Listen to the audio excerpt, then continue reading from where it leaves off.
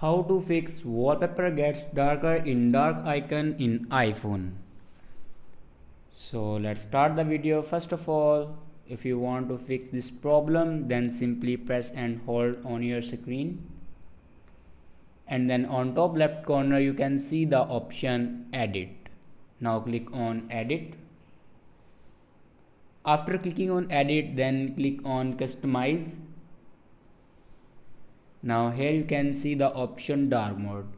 Now click on dark and your app icon and your wallpaper put in dark mode. And if you want to make your wallpaper in light mode and your app in dark mode, then simply here you can see the brightness icon. Now click on it, and then your wallpaper is in light mode and your icon is in dark mode.